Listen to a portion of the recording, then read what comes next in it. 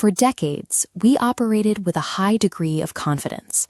Observation after observation suggested we had finally locked in a standard model of the universe, a reliable set of rules for how planets, stars, and galaxies are supposed to behave.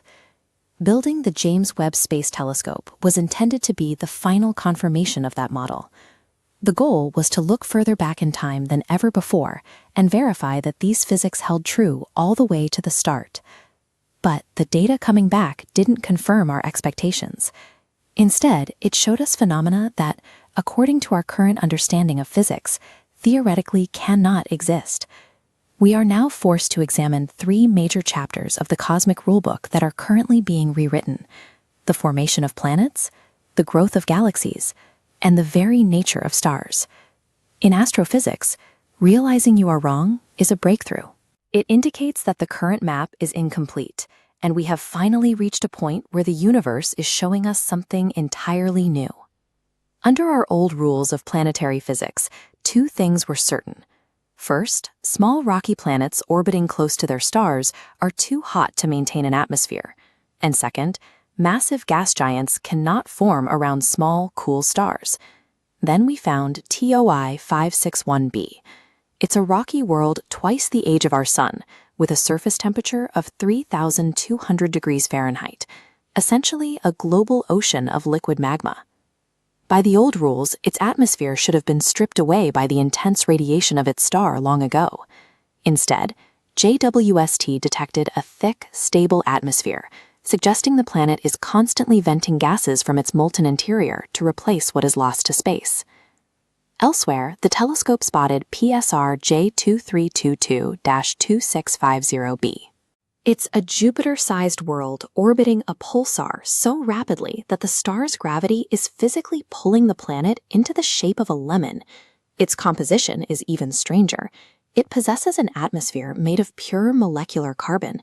There is no methane or hydrogen, just soot clouds that condense under extreme pressure and rain down as solid diamonds. These extreme worlds prove that the models we built using our own solar system are insufficient. The universe is producing planetary environments that our local physics simply didn't account for. Scaling up to the size of galaxies, the rule was simple: maturity takes time. We believed it took billions of years for gas to organize into the massive structured spirals we see today. But the deeper JWST looks, the more it finds infant galaxies right at the edge of the Big Bang that appear to be speedrunning their own evolution. This chart highlights the gap between our models and reality. We expected a slow, predictable rate of star formation. What we actually see are these jagged, hyperactive spikes, where galaxies are igniting stars in sudden, massive bursts. These galaxies also show a strange chemical signature. Astronomers analyzing slightly older, teenage galaxies found they were entirely missing heavy elements like sulfur and argon. Sulfur and argon only accumulate after generations of stars live and die. Their absence tells us that even though these galaxies are growing at a frantic pace, they are still chemically immature. Finding these rapid growth spurts is forcing us to rethink the entire timeline of the early universe. The process of building a galaxy is happening much faster and more violently than we anticipated. Finally, we have to look at the stars themselves.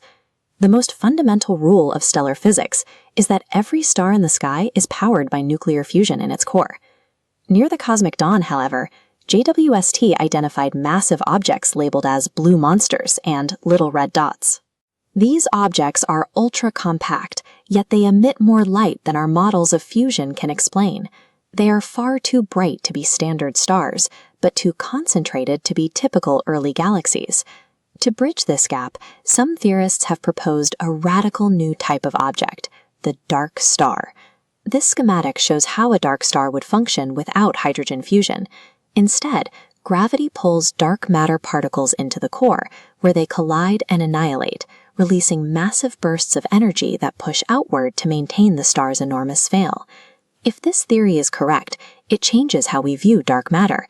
It wouldn't be a passive structural element. It would be an active engine, powering the brightest and most massive objects in the early universe. Across every scale of the cosmos, from local planets to the deepest reaches of space, the rules we were so confident in are being challenged by new evidence. These discoveries demonstrate that the universe is significantly more creative and bizarre than our existing models could have predicted. The James Webb Space Telescope has moved the conversation beyond the limits of our current textbooks. It shows us that the most significant chapters of our cosmic history are currently being written.